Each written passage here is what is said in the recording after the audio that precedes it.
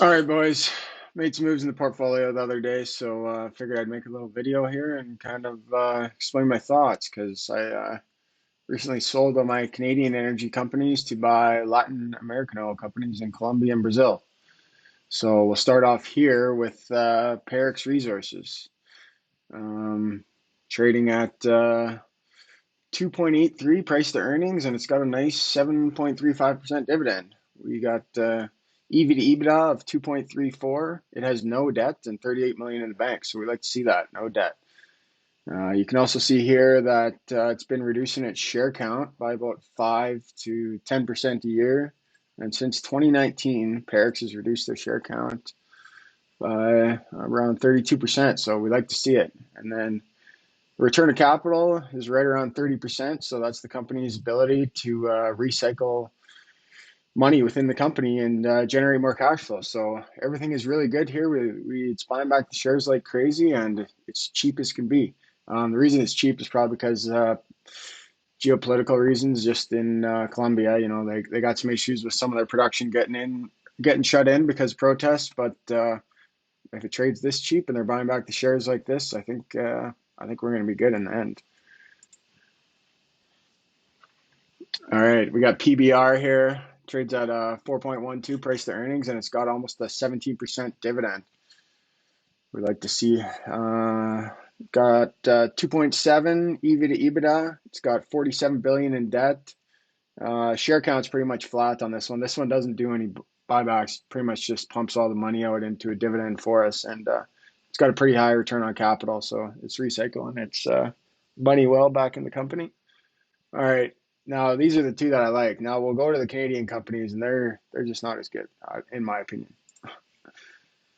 We got Surge here. It trades at a 3.78 EV to EBITDA. It's got 300 million debt, and the share price just keeps going up because they just keep on doing acquisitions. I know that they plan on doing buybacks once they reduce the debt some more, but the market does not like any companies that just keep on issuing shares, whether it's for acquisitions or whatever. And like I just don't want to be in companies like that anymore.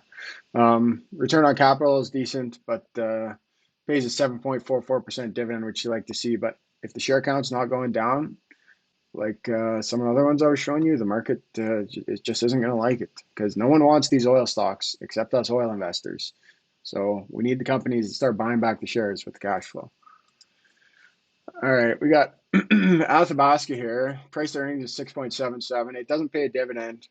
EV to EBITDA 6.41, and it's got 154 million in cash. So it's paid off a lot of debt recently, and they did do an acquisition here, but they're starting to buy back the stock. And with TMX coming online, I think that Athabasca could start doing well if they start cranking up the buybacks and that TMX comes online, and it's got a pretty decent return on capital too.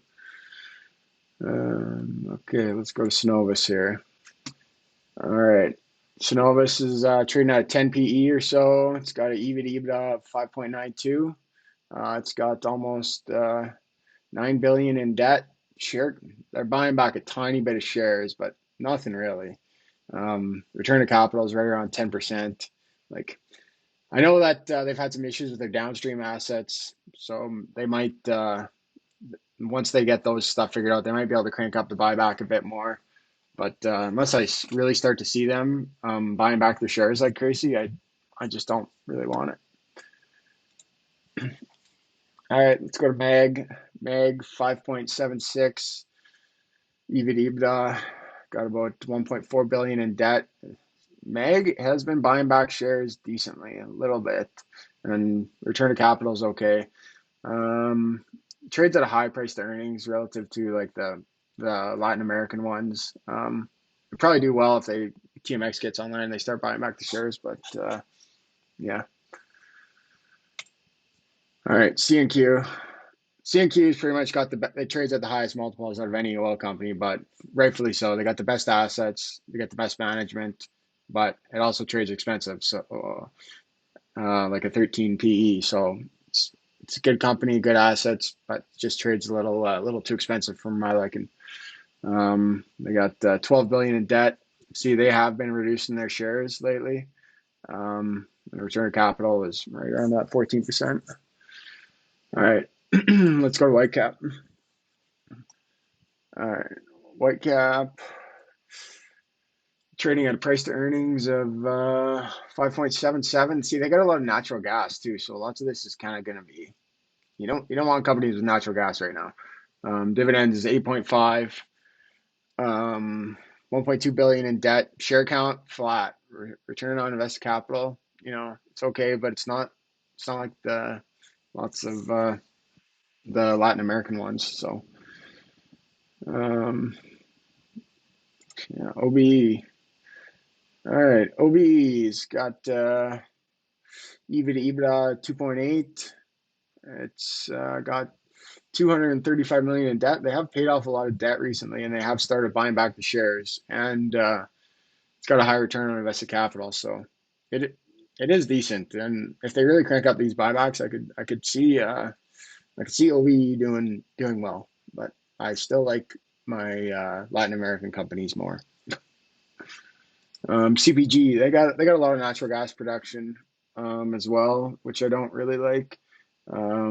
Trading at a price there. No, it's not saying the price earnings. EV to EBITDA almost 4. They did acquisition here of some sort, which cranked up the debt.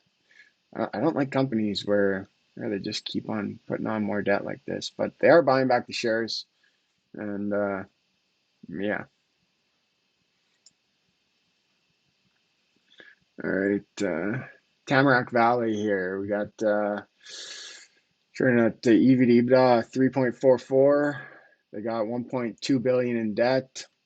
Share count keeps going up. I know they're doing some acquisitions in that Headwater region. So, like, until I really see them cranking up the buybacks, and like, I'm just not interested because no one else wants these companies unless the companies are buying back their own shares. All right, Baytex, they did an acquisition here with Ranger, I do believe. So, EV to EBITDA is kind of high. They're starting to slowly buy back the shares here, but they did dilute here pretty good for that acquisition. So, just not really interested. All right, Journey, EV to EBITDA 4.95, 30 million in debt. Share count keeps going up. I know they're going to bring on a power generation station or something like that. So if they can get that online, maybe it'll help out a bit. But at kind of where they're at, just not really interested. Um, Bonterra, EV to EBITDA 2.43. They've reduced the debt like crazy. Share count's been going up. I don't know. They don't got a dividend yet, or they're not doing any buybacks, so just not really interested.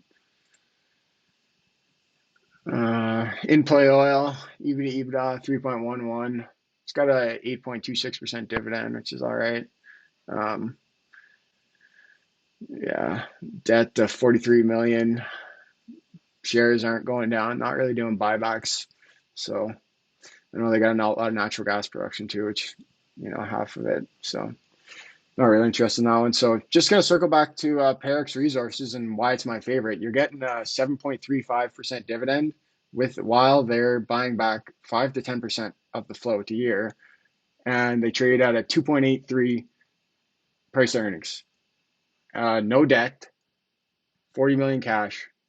It's I just can't see you going wrong with Parex. All right, boys. That's that for now. I'm out.